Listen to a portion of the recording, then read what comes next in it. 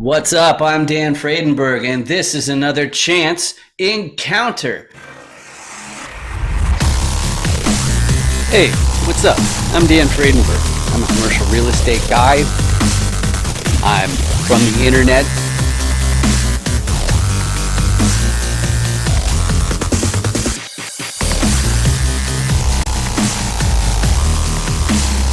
Power lines that are just kind of close. What's up again? This is Dan Fredenberg.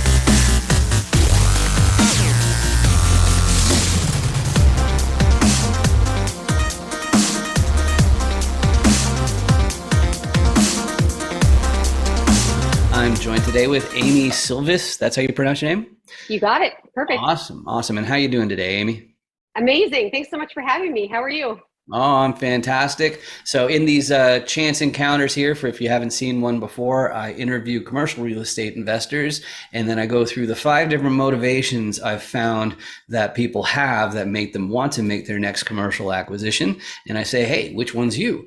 And then I go through the 6 different roles in a commercial deal, and I say, which one's your core competency that you'd be most likely to take up in your next commercial deal. And I do that just so that I can ask you to hit the subscribe button so YouTube starts paying for these videos instead of me. So pretty please do that. But one of the most important keys to success in any career is definitely the ability to introduce yourself. So Amy, can you please introduce yourself for the audience? No pressure there at all. I appreciate that tee up. That's very good. Hi, everyone. I'm Amy Sylvis out of Los Angeles, California. I am a multifamily investor, primarily in the southeast of the United States, and we buy large apartment buildings alongside our investors. All right, awesome. So let's get to the motivation piece, which means I turn around like this, and I hit this right here, and then I hit that right there, and I hit that right there, and this right here.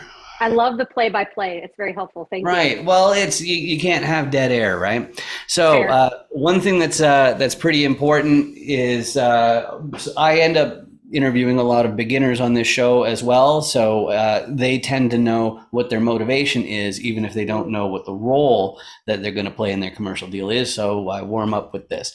So the first motivation I've seen is people wanting to preserve their purchasing power. So anybody who relies on the cash flow or income from their wealth for making ends meet, then their biggest reason for more acquisitions is that the inflation is eating away at that cash flow as far as purchasing power. And then that means the party is going to be over, and that's no good. So you got to keep on acquiring. The next reason is my one, which is as a high earner in tech, that means like I have the option of going for high salaries.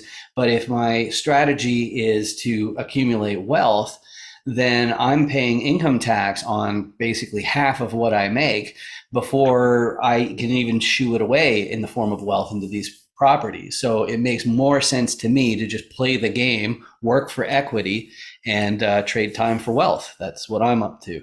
The next reason is the most common one, which is fast tracking your retirement. Okay. And even though Amy looks like she's in her 20s, if somebody is in their 20s and they say that they're fast tracking retirement, then I'm not going to believe them, because you have to have something going first. And like, as far as like what inflation can do, it's like, you can't be financially in a situation in your 20s where you can be guaranteeing that you're going to retire. But anyway, the second thing that's implied in fast tracking your retirement, though, is that there's an end in sight.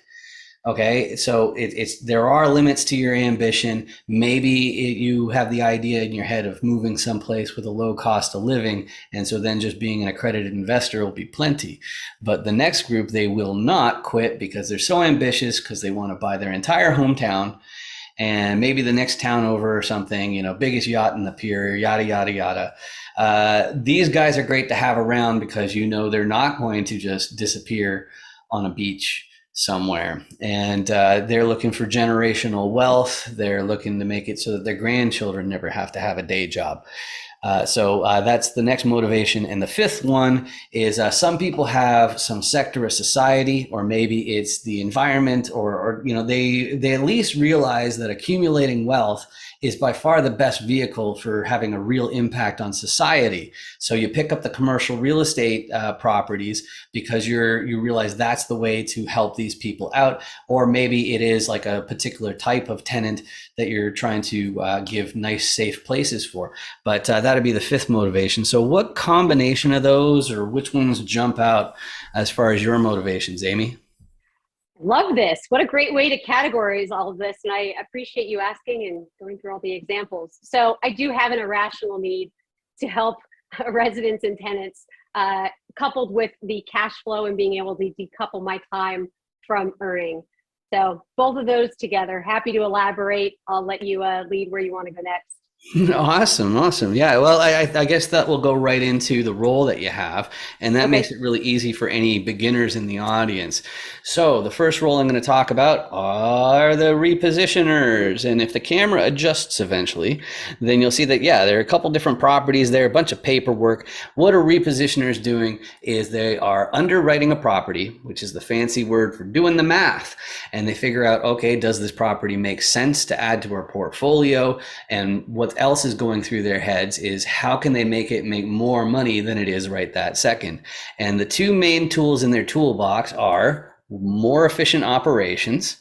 Okay, so you got the money going down the toilet there. So operations, it's a little bit more than just unclogging toilets. It's also keeping it from going down the drain, but bump. Mm-hmm.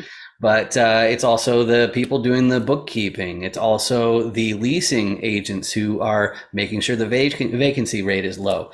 So those are the main ways that operations can add to the bottom line, find that upside. But right now things are very, very hot. So that's probably not going to cut it in a lot of properties.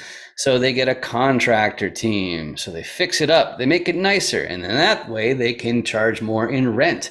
And that is upside. So one problem that you might have as a repositioner, though, if you're like me and I'm from the internet, so I'm going to need a local. Okay, I'm going to need Mm-hmm. somebody who's about an hour away. I need boots on the ground to make sure that the contractors aren't cutting corners. Same with the operations, making sure that they're actually doing their job, making sure that the photos that they send me aren't phony. So we got to have somebody on the inside. And that's who most people think about when they're talking about the owners of a building. But the reality is, there's money involved too. So you got to have financiers. You got to talk to the bank, and capital raisers are also a form of financier. There are a couple different types of financier.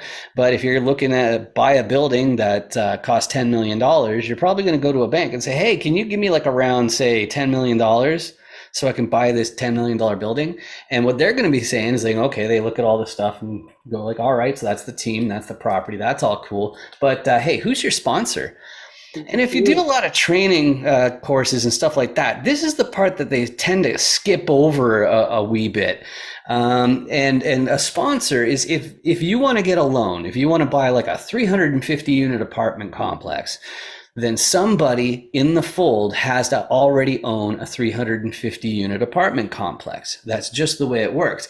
Now, there are some extra restrictions, like you have to have a certain amount of liquidity and you have to have a balance sheet of at least the amount of the loan. But if you have these six pieces in place, that's a commercial real estate deal. So, Amy, out of that die, those different roles, what's your core competency? What are you most likely bringing to your next commercial deal?